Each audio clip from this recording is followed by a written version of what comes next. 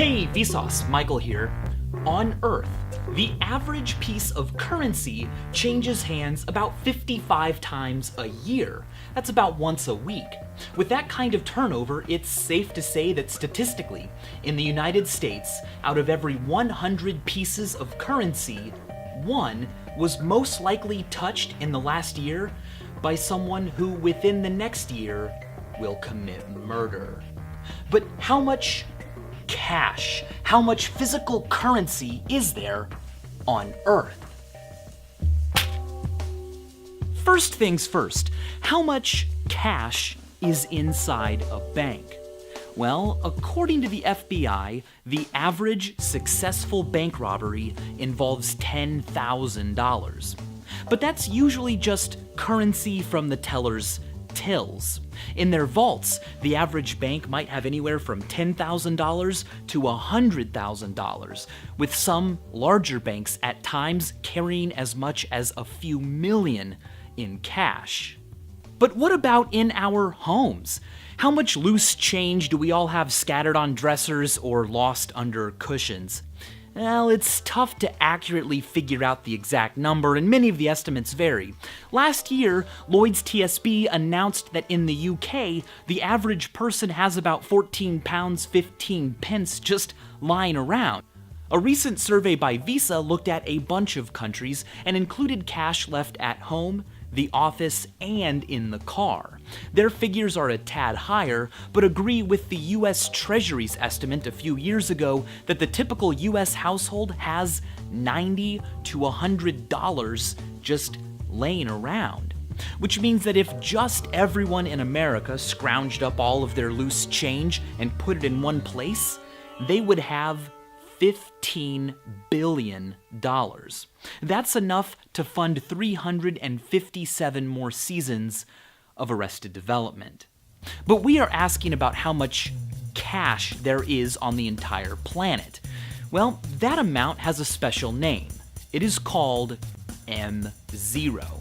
It's an aggregate of all coins and banknotes. DollarDays.org's most recent estimate values this total amount, considering all currencies and countries, at just slightly over the equivalent of 5 trillion US dollars. That number, the value of all of the currency on Earth, M0, is huge.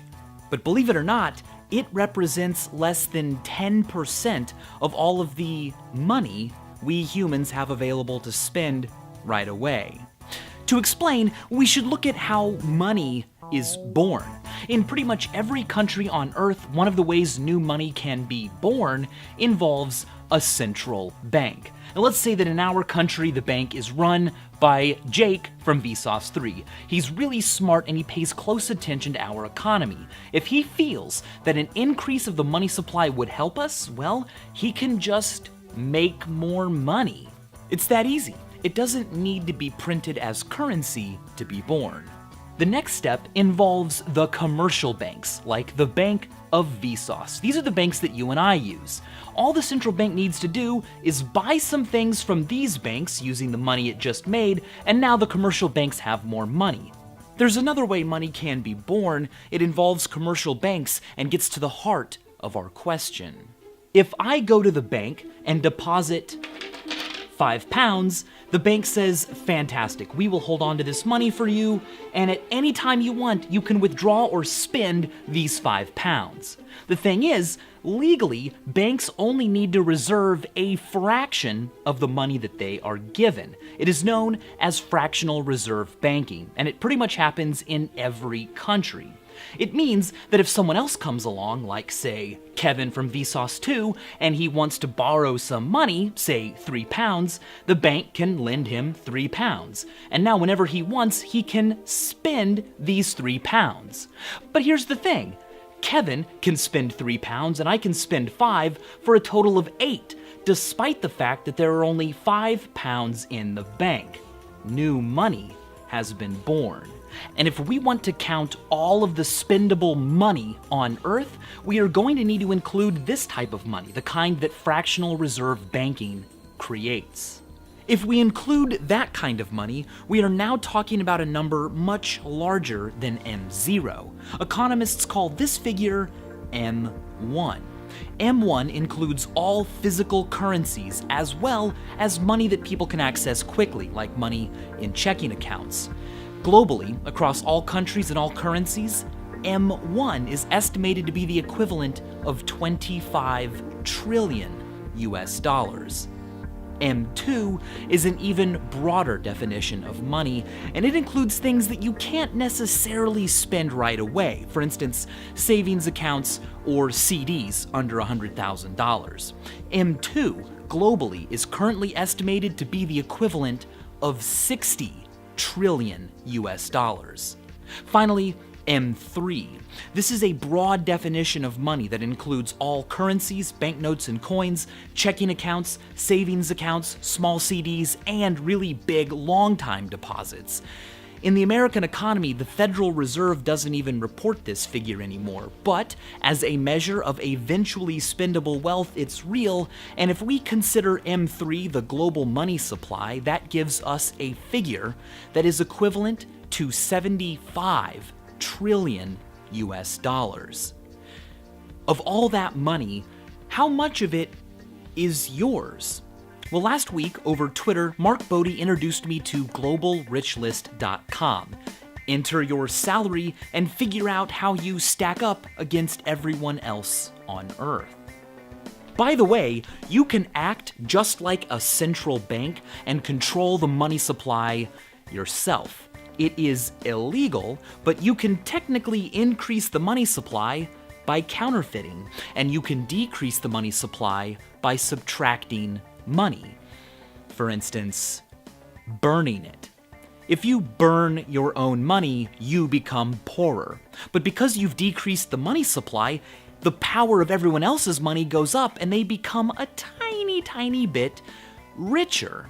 Of course, given the amount of money on Earth and the amount that you could probably get your hands on and burn, your effect will be quite imperceptible.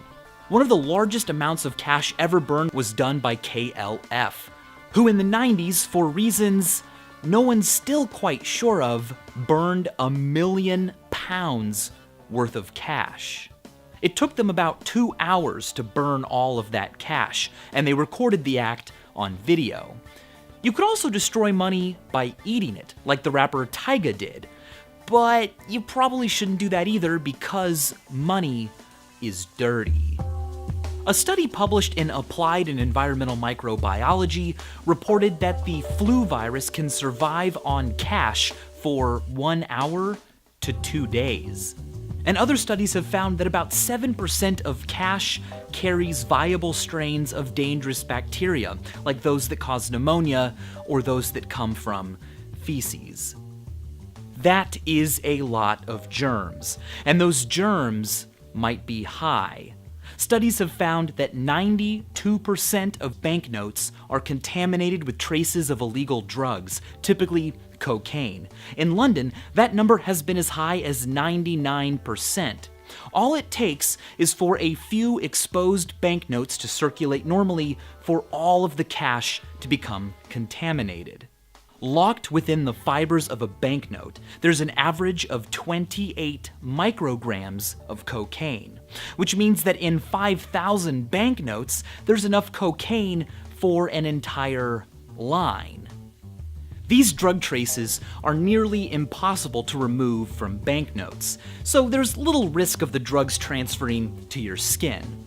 However, they can be detected by drug-sniffing dogs, and on more than one occasion, courts have forced police to return confiscated cash because even though drug dogs detected drugs on the cash, that's just how cash is. As if that wasn't enough, cash is also not nutritious. Termites can eat cash, but to us humans, the ones who love this stuff so much, cash as we know it today, and for that matter, money, doesn't really have any intrinsic value.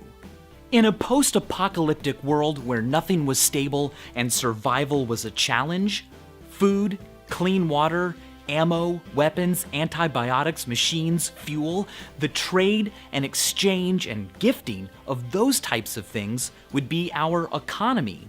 When what you use as money has an intrinsic value, it's useful in and of itself, it is known as commodity money.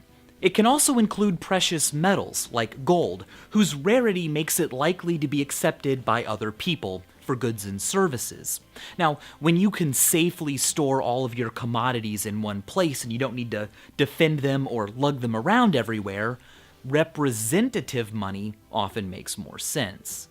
Store your valuables in a trusted place like a bank and get some slips of paper from them saying, yeah, I own that stuff. Now you can walk around with some easy to carry slips of paper and use those to buy the things that you want. We are now closer to what we call money today.